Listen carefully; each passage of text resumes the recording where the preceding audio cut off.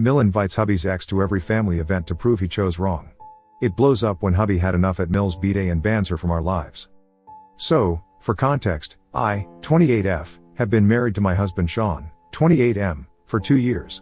Sean and I dated for 2 years before that, but we've known each other for several years, since high school. We didn't start dating until a couple of years after college ended. I met him at a restaurant out of the blue, we exchanged numbers, went out on a few dates, and that's how we got here, almost 4 years later. Before me, Sean was dating another girl from high school, Diane. She was a grade below us and had been with Sean since middle school. He and I weren't exactly close, but we had a lot of common friends back in school, so I saw a lot of him and Diane together. After we graduated high school, I lost touch with him because he went to college in a different state and we didn't see much of each other during that time. When we finally did meet at that restaurant several years later, I ended up asking him about Diane and he told me that they'd broken up a year and a half ago. She'd been the one to dump him because she wanted different things from life and wanted a break to explore the world, but she'd come back to him someday, which just meant that she wanted to be single for a while and see other men without guilt, but wanted to keep Sean around as well as a backup option. So he stayed friends with her after the breakup but minimized contact with her. By the time he met me, he'd moved on almost entirely from Diane, and I had also started seeing him in a new light because he'd grown a lot since I last met him in high school. Sean and I became friends very quickly and easily when we met 4 years ago, and we still share the same easy and laid-back relationship even now. He says that that's something he never had with Diane, and she'd always try to make him chase after her because she believed it made her more attractive. She'd flirt with other guys sometimes, go out with her friends all the time without bothering to speak to him for days, and would never bother to check up on how Sean felt about her behavior. He stayed with her because he was young and stupid, and also because he thought that he needed to make that relationship work only because they had been together for so long. Another reason was his mother, who was a huge fan of Diane. Diane had met my mother-in-law Sharon, 49F, many times while they'd been together, and whenever Diane would visit, Sharon would praise her and act like a totally different person. And if I go by what Sean tells me, Diane used to do the same for Sharon as well, praising her incessantly and acting like a whole other person to impress her. They'd gossip and talk about other people, mostly Sean's other female friends, which he didn't like, and sometimes even Sean's aunts and cousins. Diane is also kind of conventionally beautiful, which meant that Sharon liked her even more. I don't understand why that's a thing, but it is what it is. Sean had told me that even after their breakup, Sharon had continued to invite Diane to family events and holiday dinners. He'd tried to talk to his mother and get her to stop inviting her, but she claimed that she really liked her, and even though they'd broken up, she and Diane were still friends, so she saw nothing wrong with having her over. They talked almost every other week and were actually good friends, so that continued even after I started dating Sean and he introduced me to his family. I'd felt very weird about it in the beginning, and I still do, but there's a reason I'd been putting up with it for so long. The first time Sean brought me home to meet his family was for Christmas, 4 years ago. We'd been dating for quite some time then, almost 8 months. Diane was also present there, and she was downright horrible to me the entire time. She was picking on my looks, my height, my outfit, my makeup, and whatnot. She was clever enough to make it all sound very humorous, like she was just joking, but Sean knew what she was trying to do and tried to stand up for me, but Sharon shut it down and directly asked me if I had a problem with Diane's jokes, putting me on the spot. I knew that if I said that I wasn't okay with it, they'd make it seem like I was insecure or something and put me down even more, so I decided to put on a strong front and said I don't care instead. It was petty of me, but as soon as I said it, I saw them look surprised and irritated, so I knew that I'd done the right thing. Once Sean and I came back home, he apologized to me for the way Sharon and Diane had behaved and told me that he'd make sure his mom didn't invite Diane anymore, but I'm the one who told him not to do that. I knew the kind of women they were, and I didn't want to lose to them, if you know what I mean. I didn't want them to believe that they'd intimidated me or made me feel insecure, because they hadn't, and I felt like I had to prove it, so I explained it to Sean as well. He was surprised by my opinion on this, but he didn't interfere anymore after that day, and so far, every single family gathering that Sharon has hosted, Diane has been there, and every time they behave the same way with me. Snide remarks, backhanded compliments, or constant tries to bring up Diane's past with Sean even when there's no need to, just to make it awkward for me. I've faced it all with a brave face and have tried to remain as unfazed as I can. Sharon has even mentioned several times that Diane was the daughter-in-law she would have preferred and would have been the better fit for Sean as a wife indirectly. It was annoying, but I tried to remain unfazed because as long as Sean was by my side, I didn't really care what they said. So Sharon and Diane could yap on forever and it wouldn't make a difference to me. That's how I've been dealing with this for the last 4 years, and I plan on having the same attitude for the next 4 years, too. I wasn't going to be the first one to snap, and that was for sure. Now coming to what actually happened and the incident that brought me here. So 3 days back, Sharon celebrated her 49th birthday, and every year, she celebrates it with all her family and friends. This year, Sean didn't want to go and instead wanted to go to his co-worker's engagement party instead, which happened to be on the same day. He had valid reasons because his coworker would only get engaged once and he was really close with him, too. But Sharon forced him to promise that he'd attend her birthday party instead and wore him down after some days, so we decided to go to that party instead. Like every other event, Diane was invited too, and she dressed up to the nines for some reason. Even Sharon was overdressed, but at least it was her birthday that we were there to celebrate. Sean and I had decided that we were going to leave after Sharon cut the cake and then go to the engagement party. So at around 5:30 in the evening, my father-in-law brought out the cakes and we were surprised to see 2 cakes because one of them said happy almost anniversary. Sean and I didn't know what the other cake signified and neither did anyone else, so we waited for the birthday girl to explain instead. Instead, it was Diane who took over the reins and to our surprise, grabbed Sean by the arm and brought him to stand by her side. We were both too shocked to do anything because he was suddenly thrust into the spotlight and everyone was looking at him. Then Diane began to talk and explain that almost 10 years ago, on Sharon's birthday, Sean had gone down on one knee and given her a promise ring because they were both 18 at the time and were about to go off to different colleges within a few months. It had been 10 years since that day and she was still sporting that ring on her finger, which she even proudly showed off to everyone present there. She then proceeded to give Sean an awkward hug that he didn't return, and Sharon cheered them on while talking about how this time, she willingly let them steal her thunder so they could celebrate what could have been. The whole thing was so incredibly ridiculous that Sean and I just stood there silently with our mouths wide open, much like all the other guests. For a good few minutes, none of us said anything because we didn't know what could possibly be said in response to something this crazy. Diane continued to babble on jokingly about how Sean was her almost husband and Sharon was her almost mother-in-law, so this was their almost anniversary, as if we didn't understand what the joke was, and Sharon cut the so-called anniversary cake to feed it to Sean. She first fed it to Diane and then, she tried to feed it to Sean, but I guess he returned to his senses and backed away from his mother when she brought the slice of cake near his mouth. She looked surprised when he did that and asked him, "What's wrong?" When she asked that question, that's when all hell broke loose and Sean started shouting at her and Diane about what they'd done. He tore into them and finally let years and years of anger out at the party. He called them both shallow, stupid, and self-involved to the point of being delusional, and said that he was ashamed that he'd even been involved with Diane and was actually related by blood to Sharon because both of them were the trashiest women he'd ever had the misfortune to ever meet. I'll admit, even I was kind of taken aback by that outburst because Sean was usually a very chill guy and rarely ever yelled or got angry at people. It took a lot to push him to the edge, and Sharon had finally done it, with the help of Diane of course. After Sean was done yelling at them, he stormed out of the party with me and we took a cab to his co-worker's house instead. I tried to talk to him on the cab ride there, but he looked visibly upset and said that he didn't want to talk about his mother and his ex at the moment, so I dropped it then. Once we reached the other party, his mood seemed to improve as he met his friends and other co-workers, and I was relieved that he was looking better. That day, by the time we came back home, he was in a considerably better mood, and I decided to bring up what happened at the party again because I thought he'd want to talk about it then. He did not, and instead, I ended up getting an earful about how some of this was kind of my fault as well. When I brought up the incident at the party, he told me that he did agree that Sharon and Diane had tried to humiliate me with the cake, but I wasn't all innocent here either.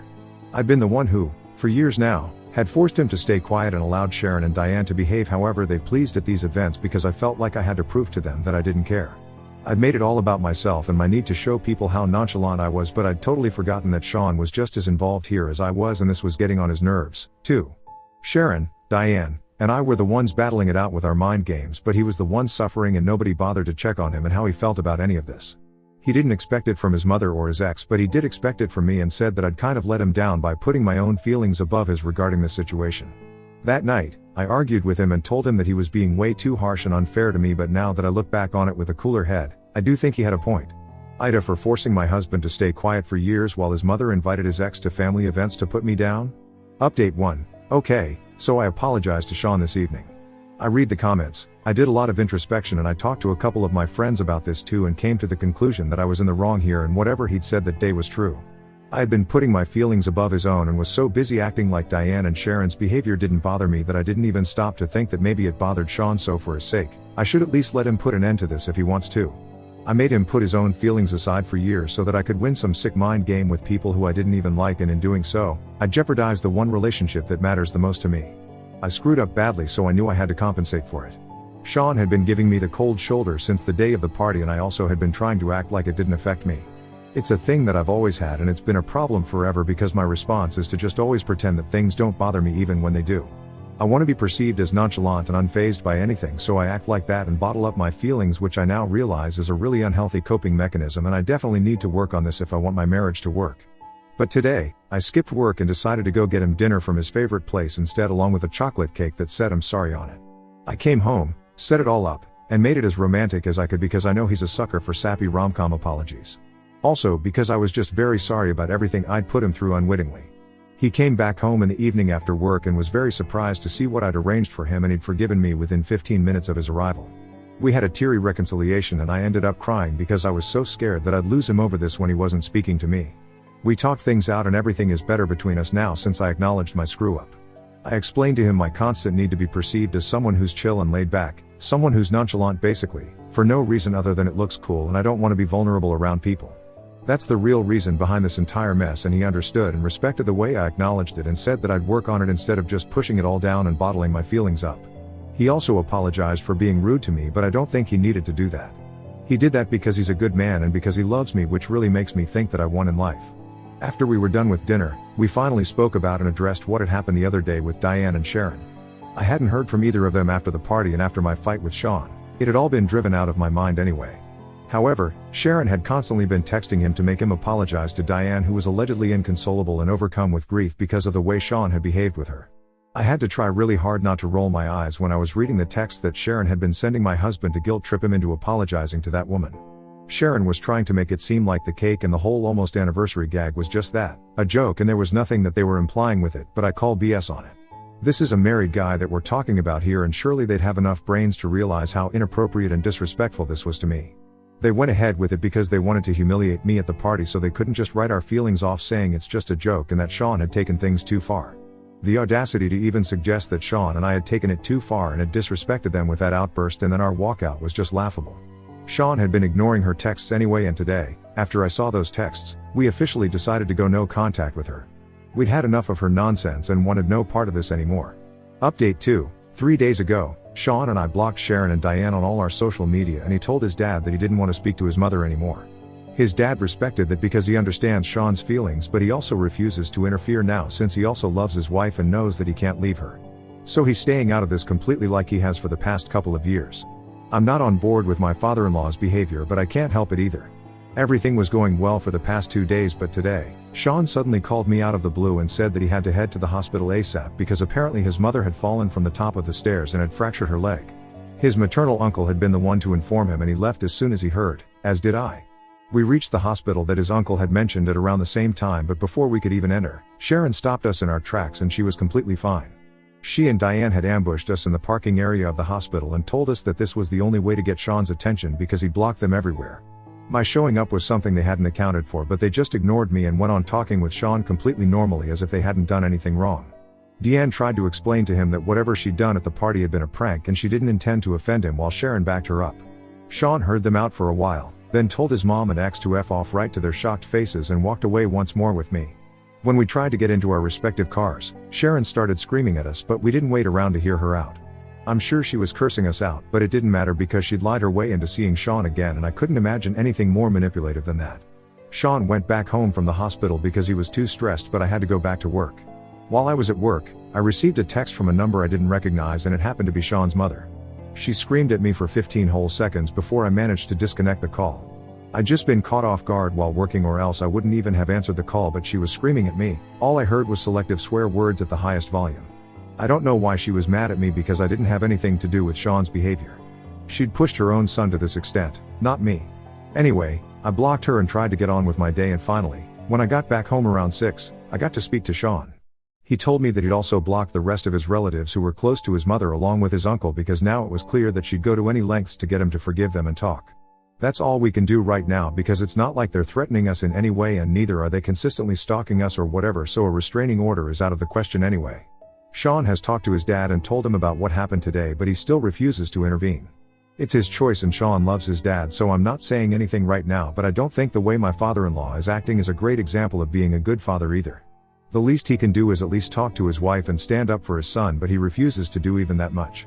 Sean loves his father, but the man has never once stood up for him when it comes to Sharon, and I've only kept my mouth shut out of respect for their relationship.